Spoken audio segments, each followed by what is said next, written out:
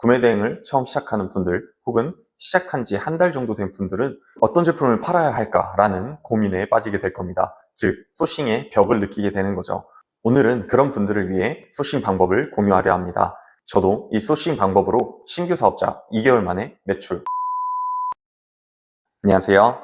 디지털 노마드를 꿈꾸는 가치성장입니다. 지금까지 구매 대행 시작을 고민하는 분들을 위해 구매 대행을 시작하면 돈을 벌 수 있어 라는 동기부여와 확신을 더해주는 영상을 제작했습니다. 확신이 생겨서 구매 대행을 시작했다면 제품을 판매해야겠죠. 자, 그렇다면 어떤 제품을 판매하실 건가요?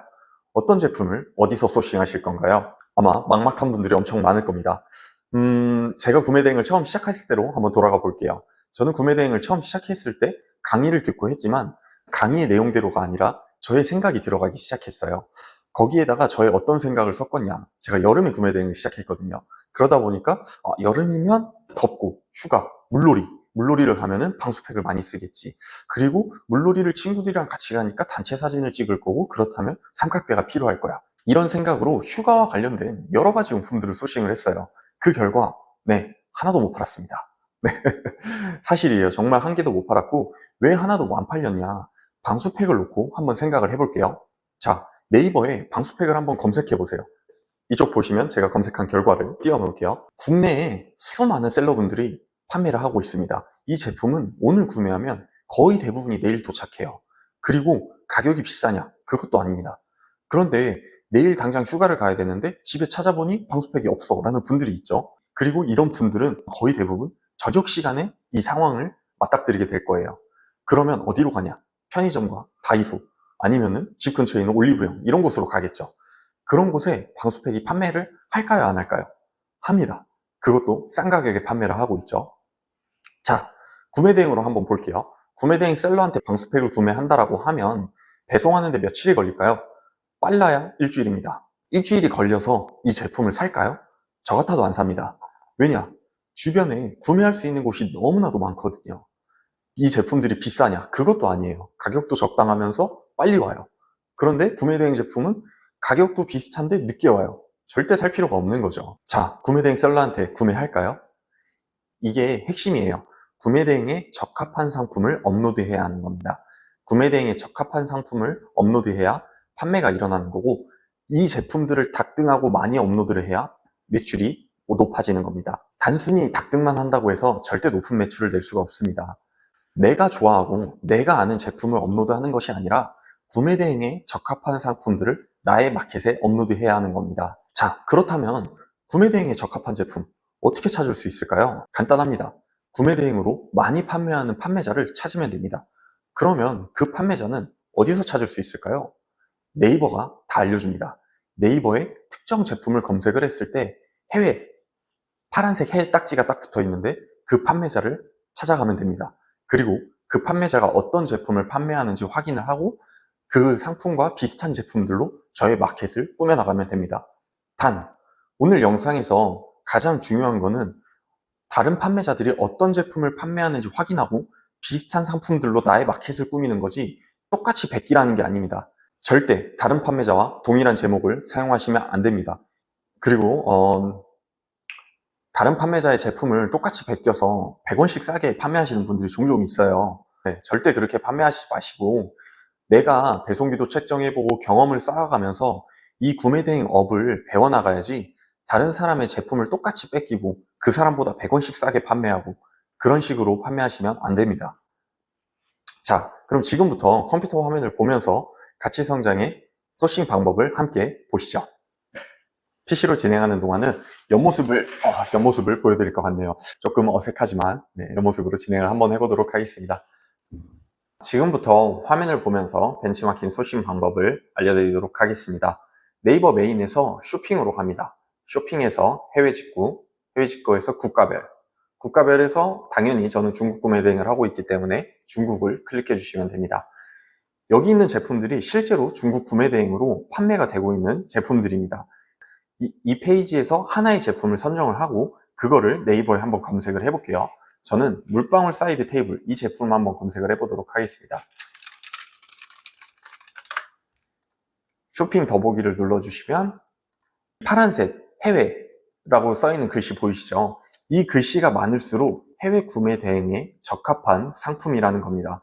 이 제품을 보면 해외가 엄청 많죠.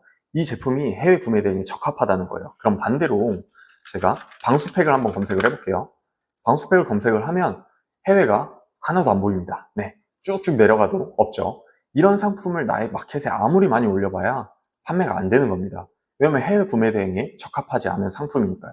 그럼 적합한 상품을 찾았다면 적합한 판매자로 가면 되겠죠. 판매자는 어떻게 가냐? 네, 맞습니다. 네이버 스마트 스토어로 들어가면 됩니다. 스마트 스토어에 들어와서 전체 상품을 클릭을 해주세요. 전체 상품을 클릭을 하고 저는 누적 판매순과 최신 등록순 이 두 가지를 봅니다. 근데 소싱을 할 때는 누적 판매순을 봅니다. 왜냐? 이미 구매 대행으로 판매된 제품들을 볼 수가 있거든요. 여기서 구매 대행으로 어떤 제품들이 판매가 됐는지를 확인을 할 수가 있습니다. 주차금지 말뚝, 배기형 시약장. 이 일상생활에서 배기형 시약장이라는 거를 접한 분이 몇 분이나 있을까요? 회사에서나 이런 건 조금 접할 것 같긴 한데 이런 제품들이 구매 대행에 적합하다는 거죠. 그러면 과연 어디까지가 판매가 된 거냐 궁금증이 생길 수가 있어요. 이렇게 쭉 보다 보면 여기에는 리뷰가 있어서 이 제품 판매가 된 것 같은데 이 밑에 제품들은 리뷰가 없으니까 안 팔린 거 아니냐. 근데 여기는 또 리뷰가 있죠. 이렇게 판매가 됐지만 리뷰가 안 달린 제품들이 있어요. 그렇다면 요 뉴가 나타나기 직전 이 제품까지는 판매가 된 겁니다. 누적 판매순 기준으로 볼 때 이런 식으로 봐주시면 돼요. 여기까지는 판매가 된 제품이고 여기부터는 신규로 등록한 제품이구나. 근데 이 판매자가 하루 이틀 일을 안 해서 신규가 없을 수도 있어요. 그렇다면 신규가 없을 때는 어떻게 보냐? 구매 대행 반자동으로 하는 분들은 대부분 하나의 상품을 2개, 3개 정도로 업로드를 합니다. 보면 카메라 제스팜, 카메라 제스팜 똑같은 거 연속돼서 나오죠. 버블스투, 버블스투, 버블스투 이렇게 연속돼 있죠. 연속된 상품이 나오기 시작한다면 그것도 판매가 안 된 겁니다. 연속된 상품 이전까지가 이 마켓에서 실제로 판매가 된 제품인 거예요.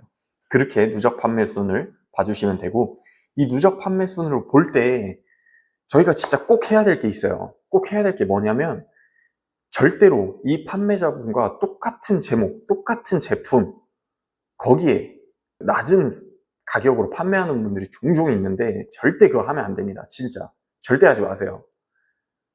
그렇게 판매를 하면 뭐 본인은 물론 판매를 할 수도 있겠지만 기본적으로 좀 이거는 아니라고 생각을 하거든요. 그리고 자칫 잘못하면 욕만이 납니다.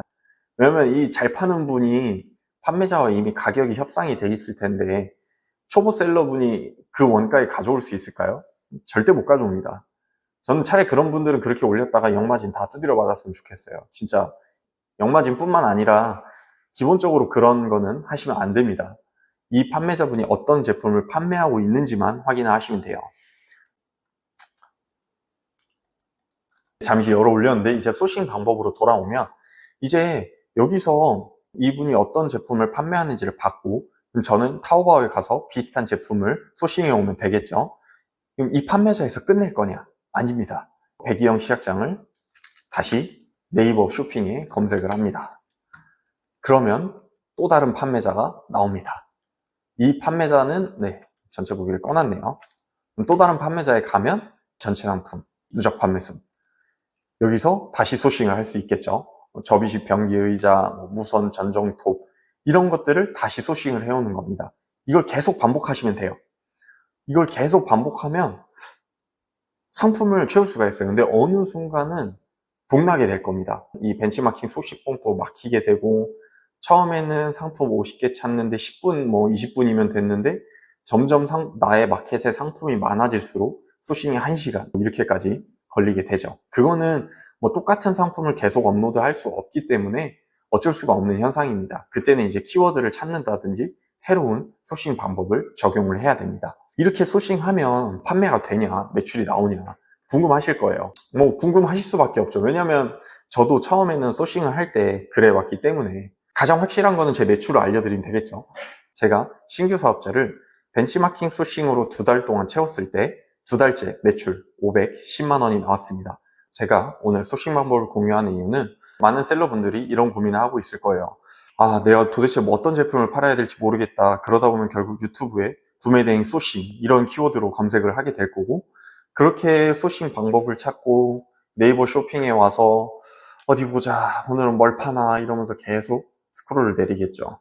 1시간, 2시간 하다 보면 적합하지 않은 제품을 올리게 되고, 소싱하다가 시간 써서 업로드를 많이 못하게 되고, 뜨끔하는 분들 굉장히 많을 겁니다. 왜냐면 제가 그랬었거든요. 처음 하시면 소싱하는데 시간을 정말 많이 써요. 왜냐면 어떤 제품을 팔아야 되고 어떤 제품이 적합한지 모르기 때문에 소싱하는데 당연히 시간이 많이 들 수밖에 없습니다. 구매 대행은 소싱도 중요하지만 초반에는 상품을 정말 많이 업로드를 해줘야 돼요. 많이 업로드 하려면 소싱을 많이 해야겠죠. 근데 소싱하는 방법을 모르니까 업로드를 많이 할 수가 없습니다.